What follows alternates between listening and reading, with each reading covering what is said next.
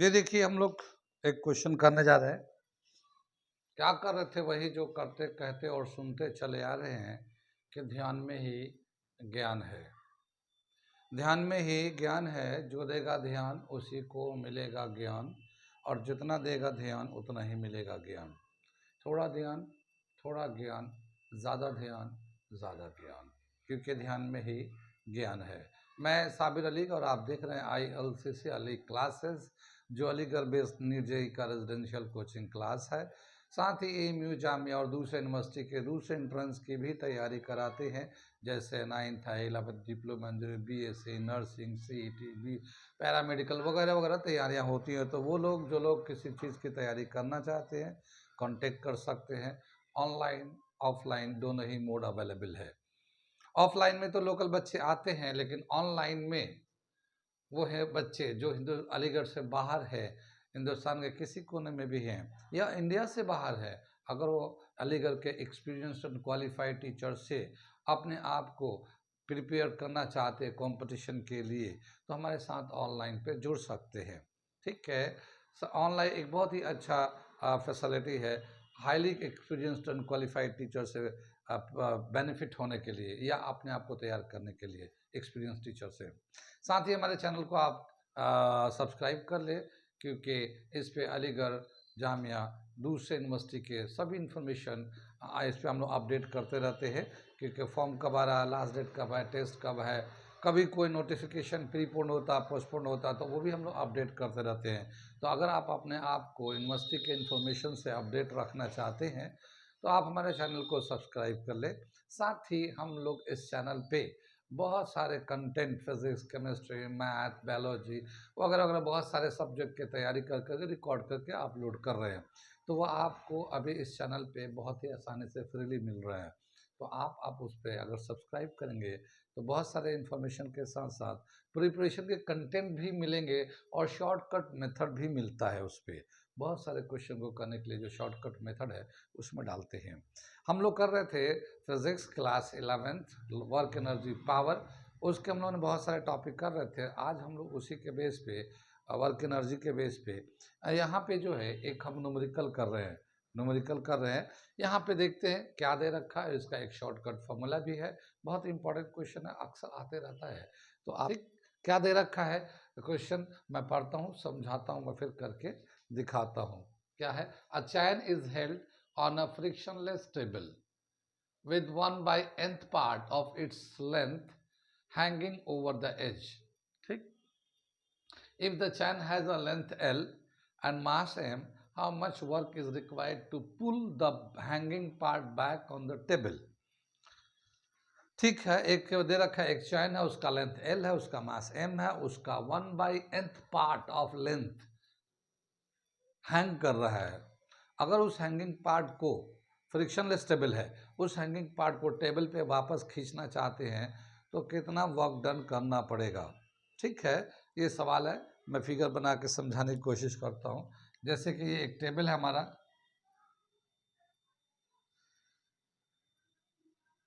ये एक हमारा टेबल है, और इस पे से जो है ये कुछ पार्ट जो है स्प्रिंग ये हमारा है, और ये कुछ पार्ट जो है ना हैंग कर रहा है ये। ठीक है, हैंग कर रहा है ये 1/nth पार्ट जो है ना हैंग कर रहा है ये। ठीक, 1/nth पार्ट हैंग कर रहा है, ये वाला सेक्शन हैंग कर रहा है ये। ठीक, इसको वापस खींचना चाहते हैं हम लोग, वापस हम लोग खींचना चाहते हैं। ठीक है, तो कितना वर्क डन करना पड़ेगा, टोटल वर्क डन कितना करना पड़ेगा, ये बताना है। ठीक, सवाल समझ में आ गया? ये चलते हैं आगे, करते हैं हम लोग सोल्यूशन करते हैं। क्या दे रखा है? ठीक, टोटल मास ऑफ चैन, चैन का टोटल मास कितना है? m है, यानी ये पूरा मिलाकर। Length of chain, length of chain l है। मास पर यूनिट लेंथ, मास पर यूनिट लेंथ, एक यूनिट लेंथ का कितना मास होगा क्या आ जाएगा ये m/l, मास पर यूनिट लेंथ। अब हम लोग मान लेते हैं कि जो ये जो पार्ट है, ये टोटल जो लेंथ है वो y है, ठीक है ना, टोटल लेंथ यहाँ पे y है। तो ये जो हैंगिंग पार्ट है इसका मास कितना होगा? ये तो मास पर एक यूनिट लेंथ का मास हो गया, लेकिन जो हैंगिंग पार्ट है ये इतना है, ठीक है। ये 1/n तो पूरे लेंथ का 1/n पार्ट हैंग कर रहा है, 1/n पूरे लेंथ का 1/n है। लेकिन जो हैंग कर रहा है ये यहाँ से आता है, इसका लेंथ हम लोगों ने y ले लिया, तो इसका मास कितना हो जाएगा, ठीक है ना।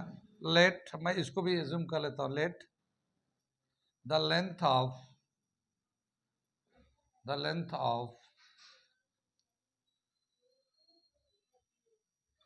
Hanging part is equal to y, ठीक है ना। तो mass of hanging part, mass of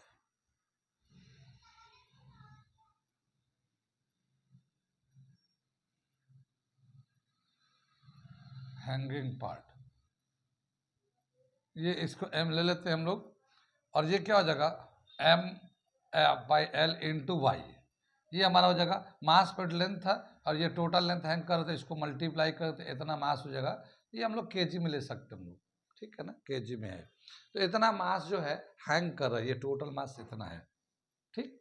अब इस मास का वेट कितना होगा, यानी ये ग्रेविटेशनल पुलिंग यहाँ से जी लग रहा होगा, तो इसका वेट कितना होगा, weight of the hanging part, ठीक है ना।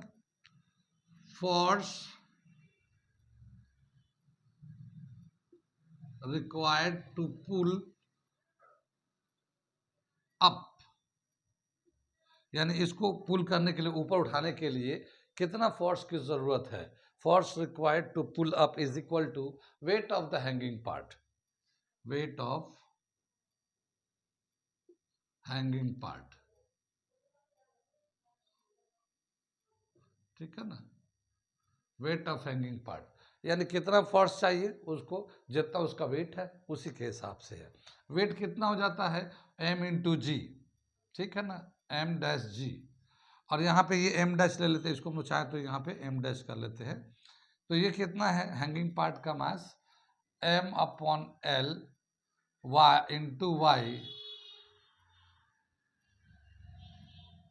इंटू वाई इंटू जी, ये हमारा हो जाएगा wait of the hanging part, और इतना फोर्स हमें चाहिए उसको ऊपर ले जाने के लिए, ठीक है। इसको हम लोग चाहें तो थोड़ा अरेंज करके लिख लेते हैं, mg/l इंटू वाई, इसको अलग इसलिए कर दिया कि वाई जो है ना वैरी करेगा, मास तो कांस्टेंट है पूरा चैन का मास, जी का वैल्यू भी कांस्टेंट है, लेंथ कांस्टेंट है, ये वाई जो वैरी करता है, तो इसीलिए हम लोगों ने उसको अलग कर दिया, ठीक। ये तो हो गया मेरे फोर्स रिक्वायर्ड, यानी इतना फोर्स की ज़रूरत होगी, डाउनवर्ड जितना फोर्स है वो उतना या उससे ज़्यादा लगना तभी तो ऊपर की तरफ जाएगा, अगर उससे कम लगाए तो बॉडी ऊपर जाएगा ही नहीं। तो मिनिमम कम से कम इतना जो इतना वेट है उसके बराबर तो फोर्स लगाना ही पड़ेगा, ताकि वो कांस्टेंट स्पीड से ऊपर की तरफ जाए। तो हमारा इतना फोर्स की ज़रूरत है। अब चलते हैं कितना वर्क डन की ज़रूरत होगी, ठीक है ना, work done to pull the hanging part of the chain, यानी पूरे चैन को अगर ऊपर की तरफ खींचना है तो वर्क डन कितना करना पड़ेगा। तो अब हम लोग वर्क डन निकालने जा रहे हैं, क्वेश्चन को मिटा देते हैं, ठीक है ना, ठीक है। तो ये जो है जब हम लोग इसको हैंगिंग पार्ट को जब ऊपर की तरफ खींचेंगे, तो एक ही बार तो सब खींचेंगे नहीं, थोड़े थोड़े थोड़े थोड़े करके खींचेंगे ऊपर की तरफ, तो छोटे छोटे मास जो है ना ऊपर जाएगा, जो मास ऊपर चला जाएगा वो हैंगिंग मास में से तो कम हो जाएगा, या हैंगिंग फोर्स का कम हो जाएगा। जैसे मान लो इतना था तो थोड़ा खींचा तो थोड़ा यहाँ चला गया उसके ऊपर, तो अब जो बचा हुआ है उसके लिए फोर्स की ज़रूरत है, जो बचा हुआ उसके लिए, तो फोर्स आहिस्ता आहिस्ता कम हो जाएगा, यानी रिक्वायर्ड फोर्स कम होता जाएगा, फोर्स जो है ना कम होता जाएगा, और जैसे जैसे ऊपर जाएगा रिक्वायर्ड फोर्स कम होता जाएगा, कम होता जाएगा, कम होता जाएगा। तो इसको हम लोग करेंगे इंटीग्रेट, यानी कि पहले हम लोग छोटे से लेंथ को ऊपर की तरफ खींचते हैं, फिर उसको उससे छोटा, फिर उससे छोटा, ऐसे ही छोटे छोटे करके ऊपर खींच के ले जाएंगे।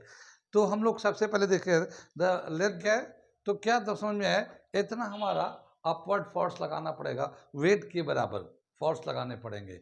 अब ये जो फोर्स जब लगेगा, इतना फोर्स जो लगेगा, ये हम लोग फोर्स ले लेते हैं, ये जो इतना फोर्स जब अपवर्ड लगाएंगे तो वो क्या होगा, ये पूरा चैन एक बार तो जाएगा नहीं, पहले थोड़ा सा ऊपर जाएगा, जब थोड़ा सा ऊपर जाएगा तो बचा हुआ लेंथ कम हो जाएगा, यानी मास कम हो जाएगा। जब मास कम होगा तो यानी जो फोर्स की ज़रूरत होगी वो भी कम हो जाएगा। तो ऐसे हल्के हल्के थोड़े थोड़े से ये ऊपर जाते रहेंगे, और हल्के हल्के ऊपर जब चलता है तो यहाँ पे मास कम होता रहेगा, वेट कम होता रहेगा, और वेट जब कम होता रहेगा तो फोर्स भी कम लगेगा। तो क्या हुआ है कि इक्वल फोर्स हमेशा नहीं लग रहा है, इसका फोर्स जो है ना चेंज होता रहेगा, क्योंकि जैसे इससे लेंथ ऊपर की तरफ जाएगा रिक्वायर्ड फोर्स कम होता जाएगा। कितनी बात समझ में? तो इसको हम लोग इंटीग्रेट करके निकालेंगे। कैसे? क्योंकि जब 1/nth पार्ट जब हैंग कर रहा है तो इतना फोर्स की जरूरत पड़ रही है, इतना फोर्स की जरूरत है, इतना 1/n पार्ट है तो हैंग कर रहा है, या वाई पार्ट अगर हैंग कर रहा है तो उसके लिए इतने फोर्स की जरूरत है। अब अगर जैसे जैसे वाई का वैल्यू कम होता जाएगा, ये ऊपर जाएगा तो कम होता जाएगा, तो फोर्स भी कम होगा। तो हम लोग इंटीग्रेट करके निकालते हैं। ठीक, तो क्या है, द वर्क डन, इंटीग्रेशन करने जा रहे हैं, the work done to pull the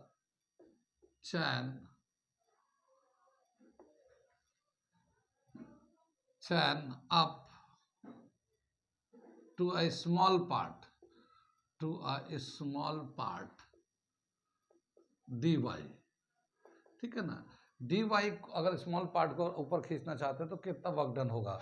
so D W is equal to F into D Y, work done is equal to D Y.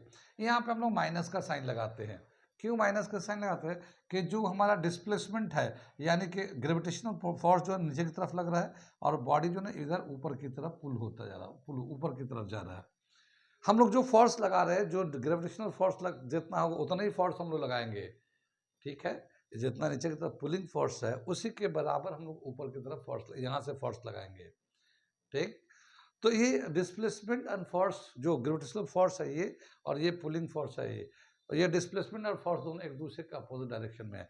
Force तो हम लोग ऐसे लगा रहे हैं, ये डिस्प्लेसमेंट हो रहा है तो चैन ऊपर की तरफ जा रहा है, और ग्रेविटेशनल पुलिंग नीचे की तरफ है, और हम लोग जो अप्लाइड फोर्स है वो ग्रेविटेशनल पुलिंग के फोर्स के बराबर ही है। ठीक है ना, तो यहाँ पे क्या बताया, माइनस साइन लगा लिया यहाँ पे। ये समझ में आया माइनस क्यों लगाया, नेगेटिव साइन, क्योंकि डिस्प्लेसमेंट जो है ना opposite to the gravitational force है ये। ठीक, अब ये जो हम लोग का ये जो फोर्स है इसका वैल्यू डाल देते हैं, M g y upon l into D y, ये माइनस में रख लिया ये। ठीक है, इसको क्या करते हैं, इसको हम लोग बाहर निकाल लेते हैं, माइनस एम जी एल, ये इसको एक साथ कर लेते हैं, वाई डी वाई ऐसे रख लेते हैं हम लोग। ये हमारा इतना वर्क डन करना पड़ेगा अगर स्मॉल लेंथ को ले जाना है तो। अगर टोटल लेंथ को ले जाएंगे ऊपर तो कितना वर्क डन करना पड़ेगा? तो टोटल लेंथ कितना है, जैसे तो y है, लेकिन ये 1/n part of total length है, तो length to pull, length to pull up is equal to 1/n of total length l, या n/l, सॉरी l/n, l/n, इतना पार्ट को हमें ऊपर की तरफ खींचना है। ठीक है, ये तो वाई हमने माना है कि लेंथ वाई जो ना टोटल लेंथ था, यहाँ पे हमने माना है लेंथ जो हैंगिंग पार्ट है वो वाई है, लेकिन ये जो है 1/n ऑफ ओरिजिनल लेंथ है, तो लेंथ का 1/n कर लिया। अब इतने पार्ट को ऊपर की तरफ खींचना है यहाँ से ऐसे, तो टोटल वर्क डन कितना करेंगे? अब ये क्या है, इनिशियल जो लेंथ हैंग कर रहा है वो l/n है, लेकिन जैसे जैसे ऊपर खींचता रहेगा खींचता रहेगा खींचता रहेगा, तो फाइनली जो हैंग किया वो मास लेंथ कितना हो जाएगा, 0, क्योंकि फाइनली सब खींच जाएगा ऊपर। तो हम लोग इंटीग्रेट करेंगे, लेकिन लिमिट क्या लेंगे, l/n से शुरू होके 0 तक, टोटल लेंथ जो है ना 0 हो जाएगा फाइनली, जब ये ऊपर खींच जाएगा तो, जब ये इसको ऊपर खींच लेंगे तो। ठीक है, so total work done, total work done to pull up whole hanging, whole hanging part, ठीक है ना, पूरे हैंगिंग पार्ट को ऊपर खींचना चाहते हैं, तो टोटल वर्क डन कितना करेंगे हम लोग? ठीक, अब इसको क्या करेंगे, इंटीग्रेट कर देंगे टोटल वर्क डन के लिए, तो हमारा यह आ जाएगा W is equal to DW को इंटीग्रेट कर देते हैं। DW का वैल्यू है -mgl y dy, इसको हम लोग इंटीग्रेट कर लेते हैं हम लोग।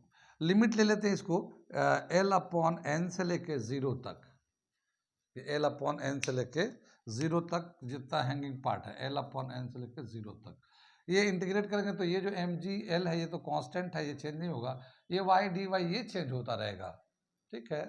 अब इसको जब इंटीग्रेट करेंगे हम लोग तो कितना आ जाएगा वैल्यू इसका, वो हम दिखा रहे थे।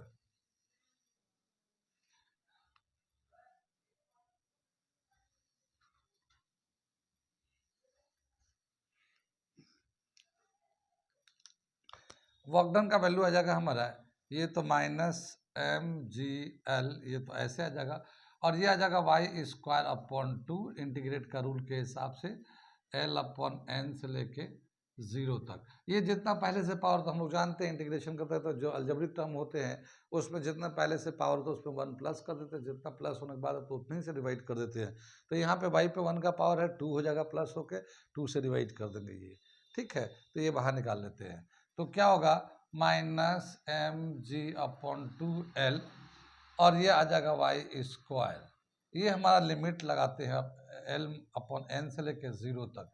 अब ये लिमिट लगाएंगे और इसका फाइनल निकालेंगे, इतना नोट कर लीजिए आप लोग, इसको मिटाएंगे हम।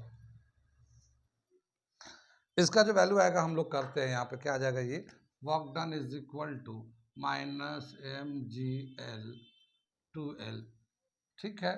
और ये एक बार अपर लिमिट डालेंगे तो अपर लिमिट डाल के स्क्वायर कर दिया, एक बार लोअर लिमिट डालेंगे एल अपॉन एन डाल के इसका स्क्वायर कर दिया, ठीक है ना।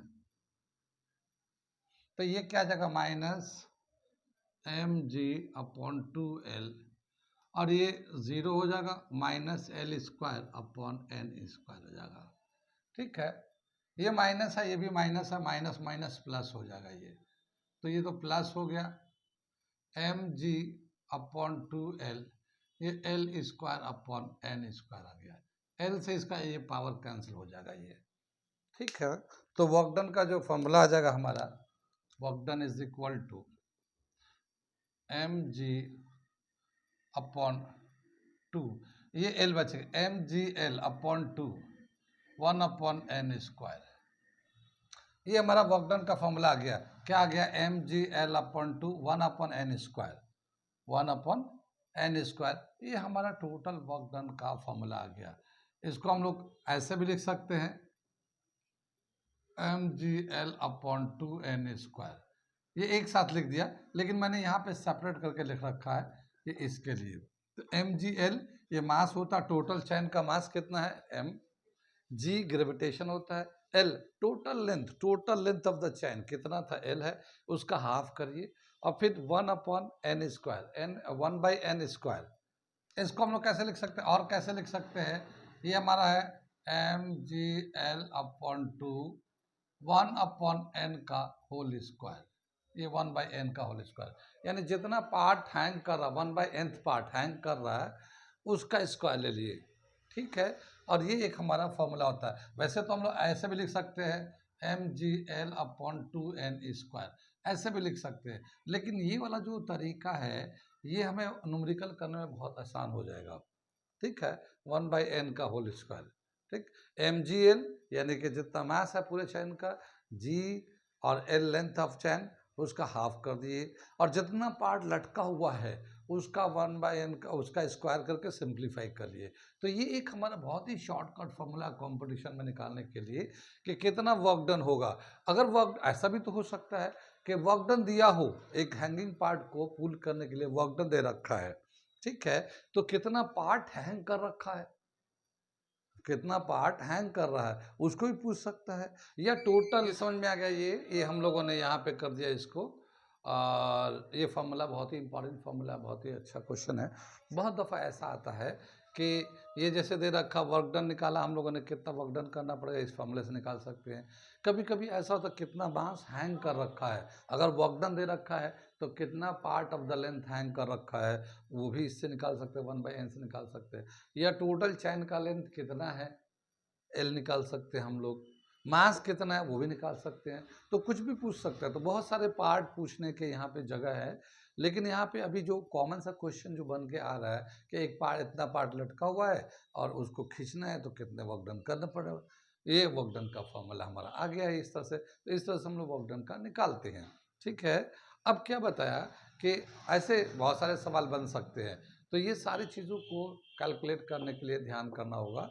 अब मैं एक क्वेश्चन पहले मैंने करा रखा है, एक क्वेश्चन वर्क एनर्जी पावर के चैप्टर से ही, लेकिन मैं वो दूसरे तरीके से करा दिया है। अब मैं उसी क्वेश्चन को लिखता हूँ और इस फॉर्मूले से करा के दिखाता हूँ। ठीक है, उस क्वेश्चन को मैं इससे निकाल के दिखाता हूँ उसको। ठीक है, तो मैं ठीक है, ये मैंने क्वेश्चन लिखा, ये मैं पढ़ता हूँ, समझाता हूँ, करता हूँ उसी फॉर्मूले को यूज़ करके।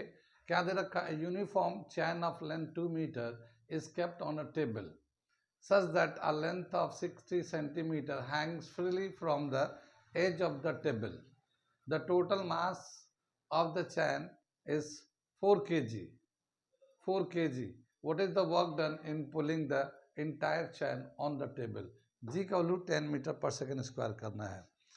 ठीक है, क्या दे रखा है, एक टेबल है, उस पे एक चैन रखा हुआ है। ठीक, एक चैन रखा हुआ है, ये इतना मास जो है ना इसका लटका हुआ है। इसका टोटल जो मास है, टोटल मास कितना है इसका, 4 kg है। टोटल लेंथ कितना है इसका, टोटल लेंथ जो है ये हमारा 2 मीटर का है। हैंगिंग लेंथ कितना है, hanging length, hanging part 60 centimetre है। ठीक है ना, fraction of part hanging, fraction of part hanging, क्या मतलब 60 सेंटीमीटर अपॉन 2 मीटर। 2 मीटर को हम लोग 200 सेंटीमीटर कर देते हैं, तो ये सेंटीमीटर दोनों कैंसिल हो जाएगा, और ये 2 3 जा 2 10 जा 3/10। इतना पार्ट जो है ना हैंग कर रहा हमारा, इतना पार्ट जो है ना हैंग कर रहा हमारा। तो मास समझ में आ गया, लेंथ समझ में आ गया। अब ये दे रखा कितना पार्ट इसका हैंग कर रहा है। अब हम लोग उस फॉर्मूले को यूज करते हैं। ठीक है, तो क्या दे रखा formula, work done is equal to mgl upon 2 1/nth, ये स्क्वायर कर दिया, यानी इतना पार्ट जो है 1/nth पार्ट हैंग कर रहा है। तो 1/nth पार्ट क्या हो गया, मास कितना है 4 kg, जी का वैल्यू 10 ले लीजिए, एल का वैल्यू 2 मीटर अपॉन 2 मीटर आ गया, और यहाँ पे कितना है 3/10 पार्ट, 3/10 पार्ट जो है ना हैंग कर रखा है। 1/nth मतलब 3/10 पार्ट वो हैंग कर रखा है। तो इसको जो है ना 2 से कैंसिल करेंगे, ये आ जाएगा 40 और ये आ जाएगा 9/100। तो 1 0 तो इससे कैंसिल हो जाएगा। ठीक है, 4 9 जा 36/10 आ जाएगा। 3.6 जूल ऑफ वर्क डन करना पड़ेगा। अगर उस पूरे को खींचना है तो 3.6 जूल, ये हमारा उसमें भी आंसर है, पिछले क्वेश्चन में एक वीडियो में देखेंगे ये बना हुआ। तो ये 3.6 जूल वर्क डन करना पड़ेगा, बिल्कुल सेम आंसर आया। तो क्या समझ में आया कैसे यूज करेंगे इस फॉर्मूले को। ठीक है ना, ये वाला है mgl/2 1/nth, यानी कितना पार्ट जो है ना, पूरे पार्ट का कितना पार्ट जो है ना हैंग कर रखा है, ये वाला बस ध्यान करना कैसे इसको यूज करना है। जैसे हम लोगों ने 60/2 मीटर था, तो 60 सेंटीमीटर था, मीटर में था, दोनों को सेंटीमीटर में कर दिया, 3/10 कर दिया। 3/10 का हम लोगों ने स्क्वायर कर लिया यहाँ पे। ठीक, 3/10 का तो 9/100 हो गया ये हमारा, और इसको सिंप्लीफाई कर लिया। समझ में आया ये बहुत ही अच्छा फॉर्मूला, बहुत ही अच्छा फॉर्मूला इस तरह इस क्वेश्चन के लिए। और सिर्फ यही नहीं कि वर्क डन पूछेगा, यहाँ से बोल सकता है ये 1/nth, जैसे ये 3/10 पार्ट था ना लटका हुआ, अगर वर्क डन दे दे कितना पार्ट लटका हुआ ये भी पूछ सकता है, या फिर इतना पार्ट लटका हुआ है पूरे लेंथ का, तो बताना कि टोटल लेंथ कितना है, ये भी निकाल सकते हैं हम लोग। तो इस तरह के बहुत सारे वर्क डन दे रखा, मास दे रखा, सब दे रखा है, तो हम लोग इसको कई सारे फॉर्मूले के लिए, कई सारे क्वेश्चन के लिए यूज कर सकते हैं। तो ये था एक सवाल बहुत ही अच्छा, हम लोग कंटिन्यू रखेंगे आगे इसका अगले सवाल के लिए। ठीक है ना, ये सवाल देखिए इसको।